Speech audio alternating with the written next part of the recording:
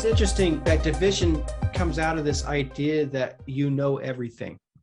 And therefore, anybody that believes differently than what you know Yeah, is out. And the reality is that there is more mystery than knowledge. There exists more mystery than knowledge.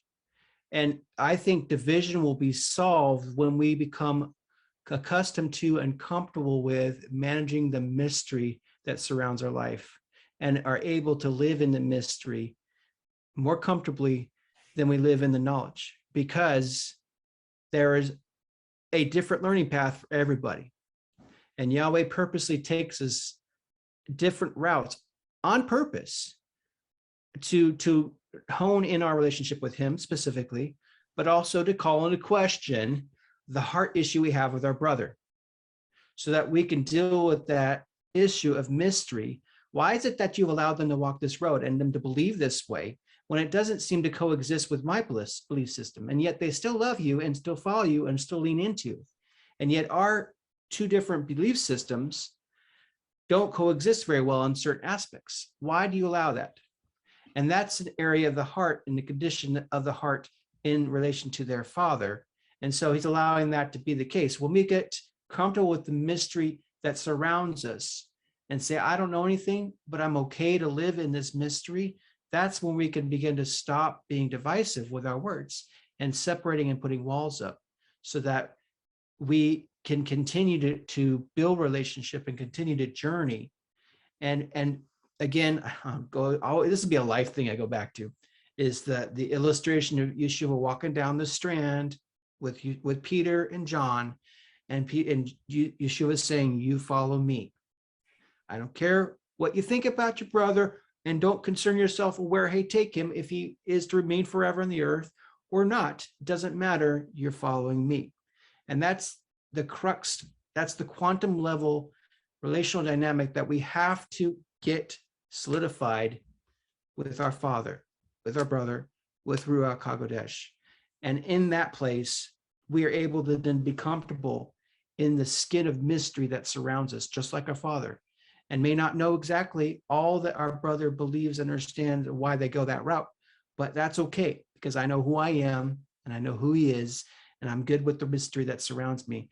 And that will unfold, because part of the responsibility and the job of Ruach HaKodesh is to lead us into all truth and to roll back the clouds of mystery in the season, in such a time as this. I think that's where we get to a stage in our maturity as sons, where we can coexist with our brothers who are looking at things differently from a different vantage point, because their learning path has taken them down a different course for a season. And we're able to still come alongside and say, I love you, and we can build Yahweh's kingdom together. And on these certain points of contention, they're not an issue. We can still build together, and we will. Where we can do it, we do, and we'll love each other. And we're not going to let this mystery and unknown be a contention between our hearts. Earlier, when I was talking about putting Jesus in a box, you find that a lot of, and I'm experiencing that now, because I had a house of prayer for 12 years. So moving off into the healing arts and using a lot of these bowls and things like that, their thought is that I have, reverted back to, this demonic behavior. You know what I'm saying? So they're not accepting me, but that's okay. I still have to accept them, right? So it's like I've been expecting to be criticized because of how people know me around here. You know what I mean? They know me from 25 years of leading worship and doing what I do in this area. So I fully expected that, but I have got to guard my heart when it comes to accepting other people where they're at. And sometimes it's difficult. Sometimes it's really difficult. I've gotten several, not very nice messages, and then you put a little blurb to try to explain something, And if they start going on a roll, then it's like you can't engage anymore. You just can't, right? You have to let it go and hope that your love Right. for them will shine Right. through, and that eventually they'll see that it's okay, and then say, hey, I remember, and then come back, So it's Yep. it's critical. It's critical that we, as the sons of God, react appropriately. Right. It's us That's why I go relearning to the how to Father. do relationship. We have Yeah. to relearn how Yes. to do relationship and meet people where they are, Right. share what you can, and just Mhm. kind of let it go. Yeah. And be there in relationship, and let the love, let the message be what you're saying without words. Just Mhm. be in your actions and what you're carrying in the light that's coming from you. Right. And I agree with all of that, but the thing we also need to remember, there are those voices on the earth that have tremendous leverage and oracles. There is a tremendous responsibility when you have a platform and a voice on the earth, and by if the very words and the direction that you look at immediately, many sons are going to look, because if they're looking at you. So there has to be another conversation in and around those platforms that are having experiences, coming back with revelation, and almost it's as close to a thus saith the Lord, and yet what I see is more division taking place. And so if we're serving the same Yahweh and there's this tremendous division, I can tell you, thus saith the Lord, he's not happy about the division. Yeah. Okay, so we start there. So can we both be in agreement that this division, that Dad's not happy?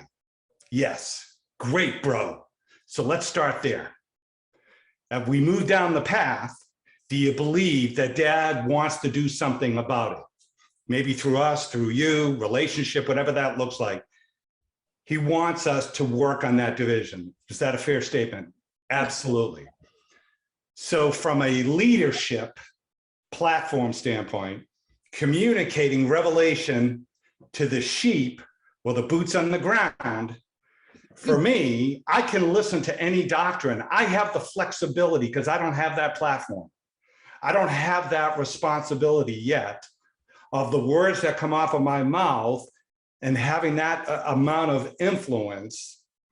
Okay, so I get the benefit of receiving somebody's transmitting a frequency of what appears to be revelation, a new word, preceding word, whatever you want to call it. I, as the receiver of that information, I take in that frequency, and it's going to resonate with me in some way, whether I believe it, I don't believe it, whatever it is. So we also get the benefit that if we make a mistake, we're going to learn. And that's how we grow. That's why nobody has it all together. That's why we need each other. Everybody has a piece. Okay. And so what you were just describing was us doing relationship as we all are engaged with each other. And we're all trying to get closer with each other and with our Father and all of that. I'm in on all of that. But I got news for you. Those that have platforms that are coming across with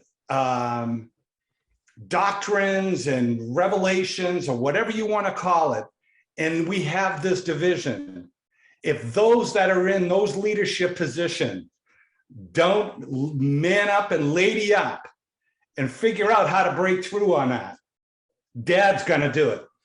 And he's going to do it publicly, and he's going to be hard because of the responsibility of the words that we speak, especially at a leadership level.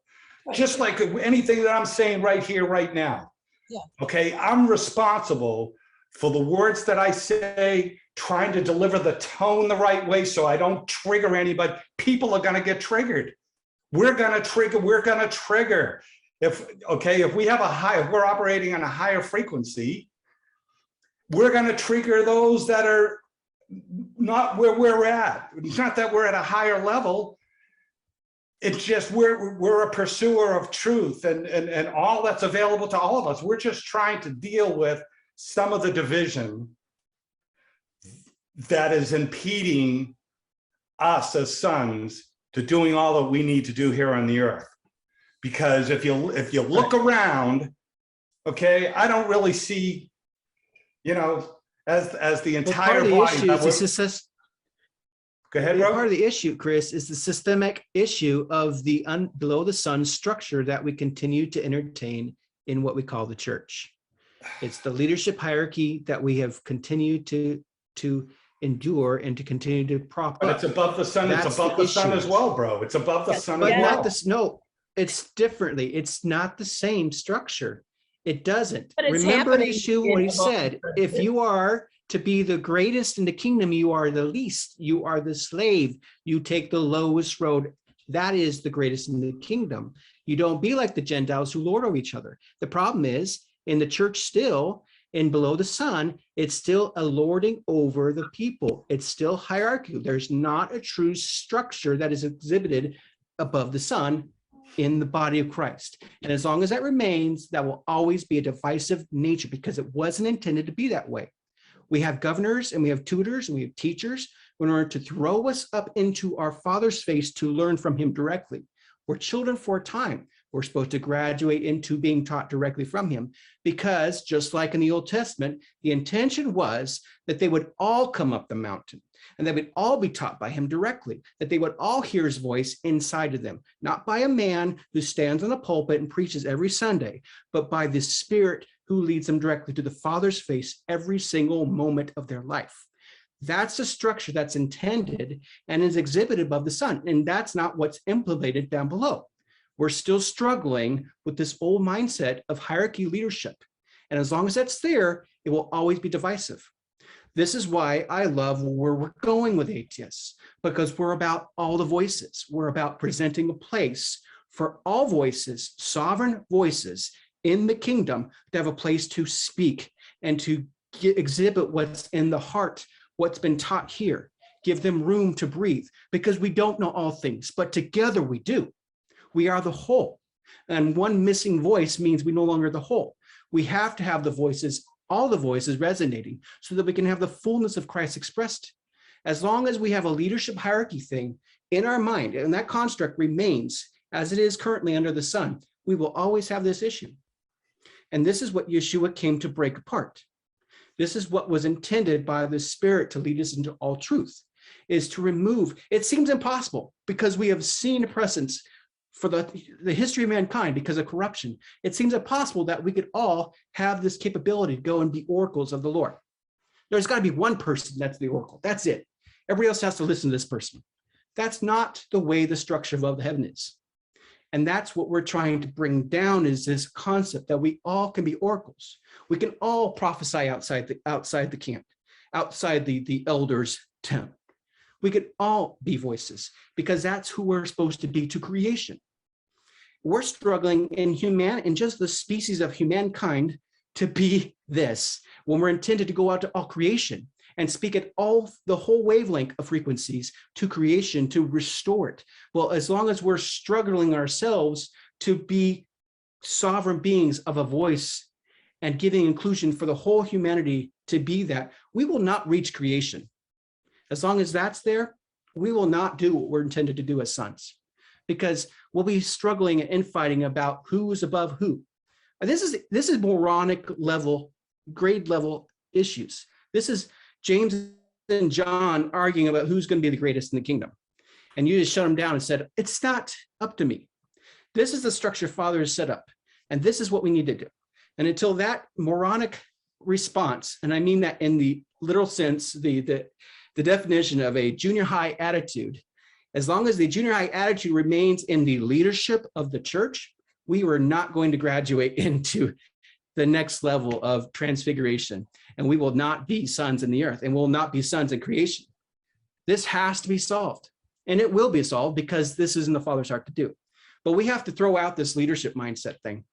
And we got to not be scared of the fact that every being, every human, every mankind species, member of that species, has the ability to be a king, a priest, an oracle, a legislator from the Father's house, because that's what we're intended to do. There's all of creation out there. There's species that are not mankind that we're intended to steward. But until we figure this out, we aren't going to be able to. That because we just will continue to roll out corruption everywhere we go. And that's why I hunger for every man to get in the face of the Father, to learn who they are, every man and woman and child, to gain the relationship, intimate relationship of a son, a positional son, beloved son, where they can speak as one. And that will only happen unless they get in their face, not from somebody else. You can't learn your relationship with your father through another brother. Right. They can model it for you, but you have to go get your own. And until you do that, you cannot step into the fullness of who you are. And any leader that stands between you is immature, that don't understand who they are. That's a son that does not actually understand the sonship authority, because they're in the way of you going and getting your revelation. They're saying you can only hear from the Father. I know the way, so just listen to me. That's an immature son. And those guys need to take a seat, and they will. Because as you said, Father will get what he wants. He is going to get what he wants. He's endured this long. He's going to go to the end of time, or whatever that looks like, until he gets what he wants. So I'm stepping out of the way, and I'm going to propel people into this understanding. I'm going to propel them and push them up, throw them up the mountain, gut up there. If you don't know how to, here, learn how. This is how I did it. Figure it out yourself. But these are the tools I used. But yours might be different and better for you. But go get your FaceTime with them and learn who you're supposed to be. You bright, shining illumination. Stop being that free radical electron. All right? Yeah. You could really sub out the spirit of religion. That's an easy target. We all be like, ooh, that's nasty. Even people in religion would be like, ooh, spirit of religion. I don't know. That sounds rough. Really, this is a group dynamic. It's group. Anytime a group of people get together, if it's focused on one individual, it's not focusing as itself. It's not speaking with one voice as a group. It's a group following a single group. And you put all that pressure on one individual in a group, and sooner or later you're going to get the skid marks. It's inevitable. It's inevitable. You follow me through a day, and you're going to see skid marks all over the place. And so those people, holding them in such high expectations is dangerous, because I'm giving up my own voice and hiding it in somebody else's identity, and then setting myself up for offense for me to take. Yeah. And Yeah, that's good. And that's really good. I think that we as sons, as we mature, we see this stuff more clearly, right? Right. Yes. I know that when I first became part of this movement, I mean, you put people on pedestals, right? And then once you start growing up, you see that they're just human beings like you are. Right. They're making mistakes just like you are, right? And so Yeah. you're just not, you even though we are supposed to be above the sun, they're human beings just like we are. And this stuff is happening in our movement as well as the church, right? Right. So Yeah. We are not exempt, right? exactly, absolutely. But we, as growing sons, growing up and becoming mature and getting out from underneath putting people on a pedestal, will not have such high expectations of people anymore, right? They're just human Right. beings. But they should be responsible, like you were saying, Chris, for the words that they're speaking. It's definite. I mean, all of us need to be responsible for the words that we're speaking. All of us. Yeah. the Because we sphere of changed. leadership that I've attained right now, no matter what that size is. Exactly. That bubble only extends in the moment a few feet out from my person. Yeah. I'm responsible. Maybe. And that responsibility increases to, because they have a voice that more listened to, they're even more responsible Exactly. for, and reminding them, don't follow me. Reminding them day in and day out that it be a resounding gong. I am not the one you need to follow. Mhm. And my actions and my words need to constantly resonate that. Go see him, go see him, go talk to him, get in his face. Yeah, yeah. I show you my life. This is how I do it, but you need to go do it. I am not the one to follow. That needs to be a constant resonant. And then when it ceases to be that way, that's when people are susceptible to being put up on pedestals. And Exactly. you just got to become, when you get to that place up there, you just need to learn how to jump off that quick as possible and Yeah. constantly knock that pedestal over, because you've got to guard people. You're stewarding them to him. That's my heart. I'm like, if I see myself getting on the pedestal, I'm getting off it. I'm going to knock it over. Stop doing it. I don't want to be there. Yeah, and that's good. You That's know? wise. It's wisdom. You know. But I do like soapboxes, and I'll jump on one. I I'm do not too, saying I bro. should be there. I That's just true. know it happens. You pick it up and walk away with it when you're done. Hey, maybe I need to have it kicked out Hey. from under me. It's good. I gotta trust my people to keep their boots on. Now go wash those clothes.